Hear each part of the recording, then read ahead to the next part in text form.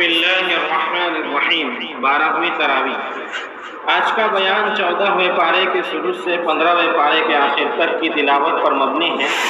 ارشاد خداوندی ہے کہ ان اللہ یأمر بالعدل والاحسان وایتاء ذی القربى وینہی عن الفحشاء والمنکر والبغی یعظکم لعلکم تذکرون۔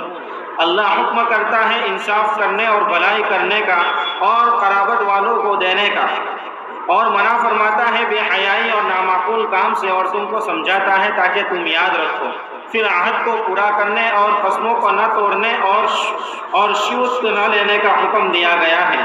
اور جس مرد و عورت نے نیک کام کیا اور وہ مومن ہے تو اللہ اس کو ایک اچھی زندگی عطا فرمائیں گے اور آخرت میں ان کے اچھے کاموں کو عوض اجر دیں گے۔ آگے ارشاد ہے کہ اے مسلمانوں، جب تم قرآن کی تلاوت شروع کیا کرو تو شیطان سے بچنے کے لیے اللہ کی پناہ مانگ لیا کرو، اور اے نبی آپ لوگوں کو دعوت دے تو نہایت حکمت اور بہترین طریقے پر دیا کرو۔ ادعو الی سبیل ربک بالحکمت والموعظۃ الحسنہ وجادلہم باللتی ہی احسن۔ اور مخالفین کی حرکات پر رنج نہ کرے، اللہ آپ کا حامی اور مددگار ہے۔ اس کے بعد سورہ بنی اسرائیل شروع ہوتی ہے۔ اللہ نے حضور اکرم صلی اللہ علیہ وسلم کو معراج شریف کا شرف بخشا اور وہاں ان کو اپنی قدرت کے بڑے بڑے مشاہدات کرائے۔ یہ پہلا موقع تھا کہ 5 وقت کی نماز اوقات کی پابندی کے ساتھ فرض ہوئی۔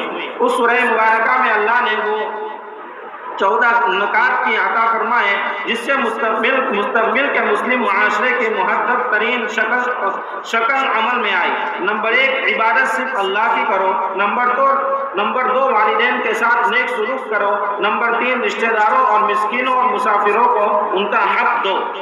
نمبر 4، فضول خرچی نہ کرو۔ نمبر 5، اگر کسی کی حاجت پوری نہ کر سکو تو نرمی سے جواب دے دو۔ نمبر 6، کنجوسی کرو اور نہ فضول خرچی، اعتدال کی راہ اختیار کرو۔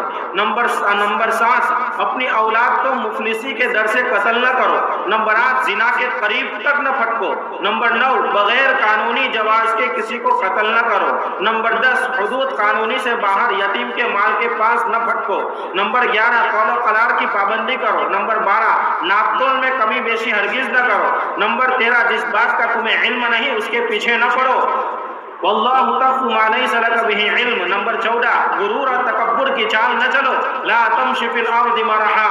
وہ حکمت کی باتیں ہیں جو اللہ نے اپنے نبی پر وحی فرمائی۔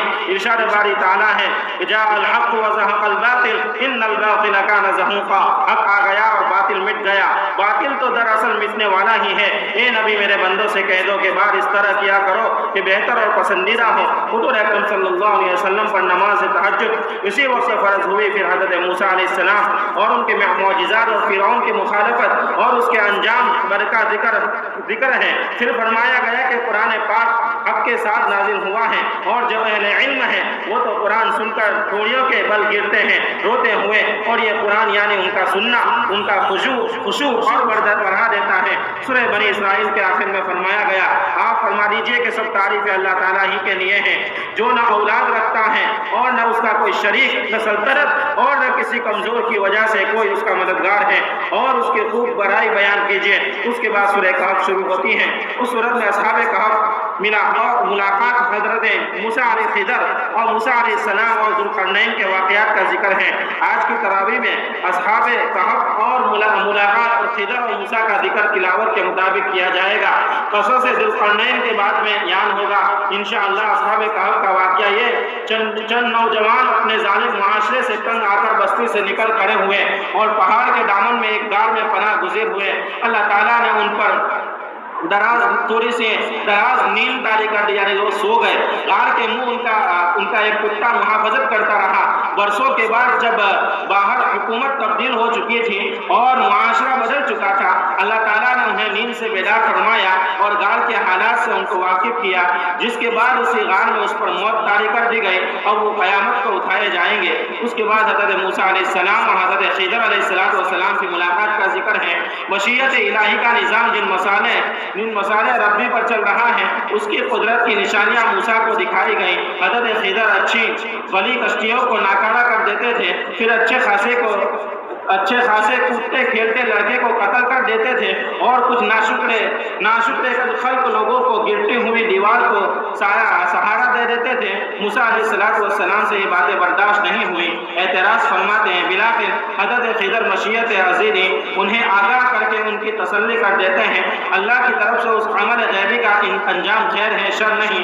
दरमियान में सूरत में इरशाद बारी है कि हमने कुरान में लोगों को तरह तरह से समझाया मगर इंसान बड़ा ही झगड़ालू है। वलक़द सरफ़ना फ़ी हाज़ल क़ुरआन लिन्नासि मिन कुल्लि मसल वकान अल इंसानु अक्सर शैइन जदला।